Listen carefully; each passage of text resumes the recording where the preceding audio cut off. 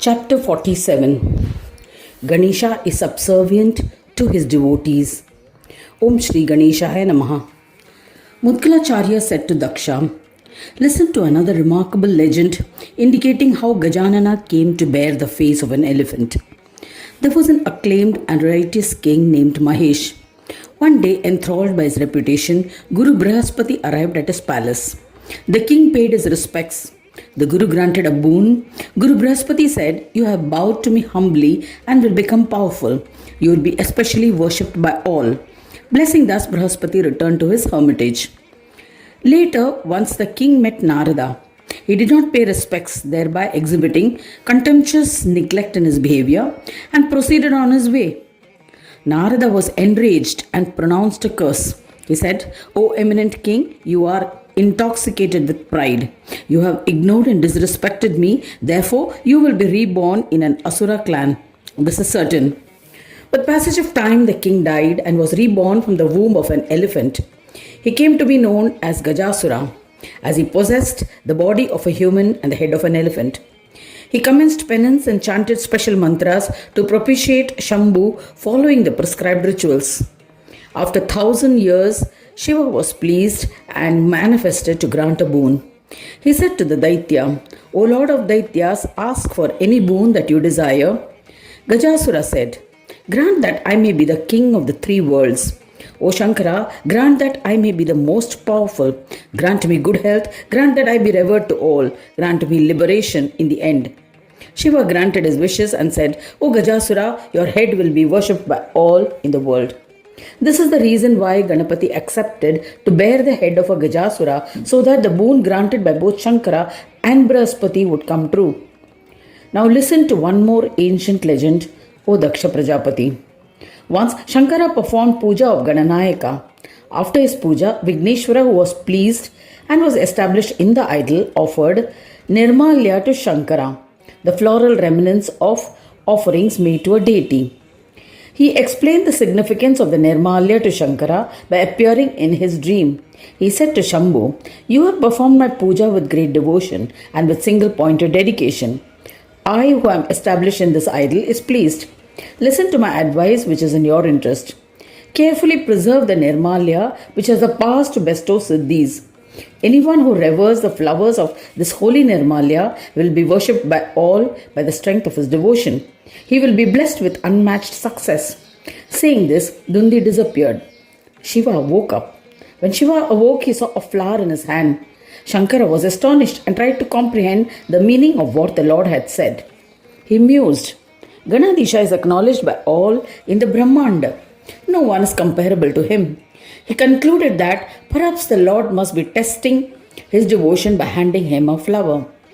So Shankara did not wear the Nirmalya flower on his head. O Daksha, the profound devotee instead placed the all-bestowing Nirmalya in his temple. Later, the son of Atri, Durvasa, arrived unexpectedly for the darshan of Shiva. Shiva honored him appropriately. He thought, "This yogi is well versed in scriptures on yoga. He is beyond the shackles of Varna and Ashrama. Therefore, he must be Vinayaka himself. He is worthy of the Nirmalya." Deciding thus, Shankara gave the Nirmalya given by Ganesha and then explained the importance and glory of Vignaraja's Nirmalya. Durvasa accepted the honor. After paying his respects to Tadashiva, Durvasa wandered in the forest where he unexpectedly met Devraj Indra. The yogi mused about his welfare using his yogic powers.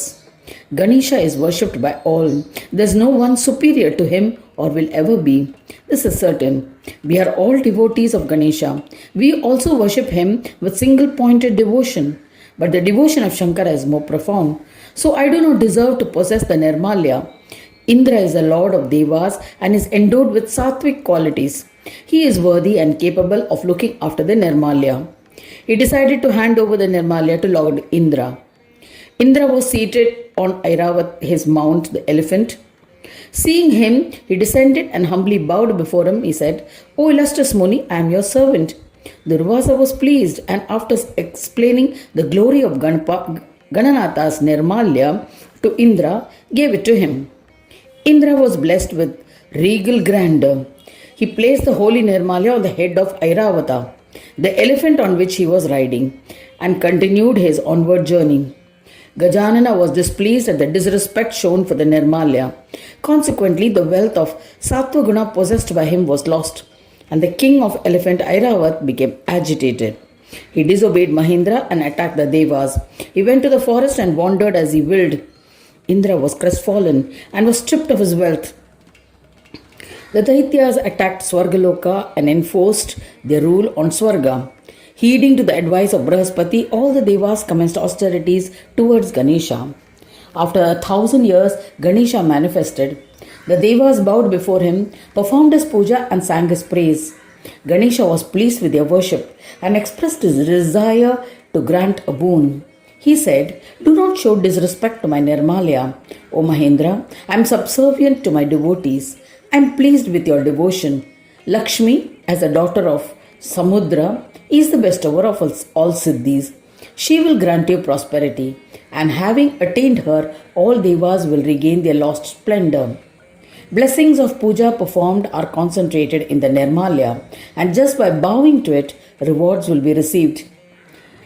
It should be reverentially touched to the forehead, placed on the clean ground or in the water with devotion. Or it may be kept where it will not be trodden upon accidentally to attain blessings, benefits, and union with me. I was constantly going to create obstacles in your path as you had insulted my Nirmalya because you were intoxicated with pride. But you heeded the advice of Brahaspati and worshipped me. That is why I forgave your transgressions. O Indra, in the end when you acquired knowledge and comprehended me, you surrendered to me. I was appeased and manifested." After saying this, Ganesha returned to his abode, Swanandaloka. Indra regained his kingdom and prosperity over time. O Daksh Prajapati. He understood the importance of Nirmalya and engaged in worship of Ganesha. Mahendra ruled for a lifetime without any obstacles. Now I shall tell you about the elephant Airavata. He had abandoned Indra and roamed freely in the forest. He was infatuated and indulged with different female elephants. He was intoxicated by vanity. Thereafter, as per the boon granted to Parvati, Ganesha entered her womb to incarnate as her son. The Daityas beheaded him. Gananayaka was born without a head. Vishnu was aggrieved when he saw this incarnated form. Through divine knowledge attained by meditation, Vishnu was able to ascertain the cause. He went to the forest, beheaded Airavata, and attached it on the torso of Ganesha. Then, with the power of Omkar mantra chanting, he infused into Vignaraja life. All the devas were ecstatic. The head of the beheaded fetus Ganesha was hurled into the river Narmada by the Daitya. At that spot, a water basin kund was created which indicated the glory of Ganesha. Pebbles and stones which are red in color became the siddhi bestowing form of Ganesh. When Mudgalacharya narrated the legend, Daksha asked, "O Mahamuni, how did the stones in the river Narmada attain the form of Ganesha? Please explain. Any river whose greatness is so profound is indeed blessed." Mudgalacharya explained, "From the Kamandalu of Brahma, 4 rivers manifested: Ganga, Yamuna, Narmada, and Saraswati. Amongst them, the unparalleled and incomparable glory of Ganga was known to all. This made Narmada jealous, so she performed intense penance to please Lord Shankara. After 100 years, Shambhu was pleased and manifested to grant her a boon. She performed his puja and extolled Shambhu with devotion and expressed her desires. She prayed that all the stones and rocks in her waters become purified. When her desire was fulfilled, she became luminous like Ganga, yet she was not content. Therefore, she once again performed austere penance to propitiate Vigneshwara, and after 1,000 years, Vigneshwara was pleased. He manifested to grant her a boon. She performed his puja and extolled him, and he granted her a boon that she wished for. Thereby, all the pebbles, stones, and rocks in her river became reddish in color and became the form of Ganesha. Since then, the importance of the river soared.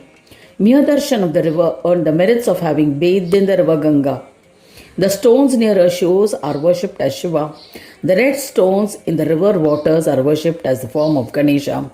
How can any other river match her glory? Her glory is indescribable. No one can describe the great river which contains Shiva and Ganesha both.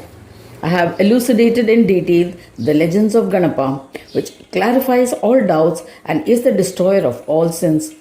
O Daksha, firstly the legend of how Ganesha became the bearer of the head of a Daitya. To fulfill the wishes of his devotees, he then became the bearer of the head of Airavata. I have already told you why and how he was beheaded. The next legend was that of Brahaspati and the significance of Nirmalya, which explains the glory of Ganesha. Ganapati, bound by his words to the devotees, can do any task required. He is required to be subservient to his devotees. Such is his glory. For the love towards his devotees, he got himself beheaded and became elephant-headed. He lived in a body made from the dirt on the body of Parvati. Such are the marvelous legends of Ganesha that I have strived to narrate to you. O Daksha, now listen to another legend of Gajanana. Parvati lovingly worshipped her manifested son. The Devas returned to their abodes happily. Thus ends the 47th chapter titled Ganesha is subservient to his devotees. In the 4th Khanda of the Puran Upanishad, Srimad Mudgal Purana describing the legend of Gajanana. Dedicated to Sri Gajanana. End of chapter 47.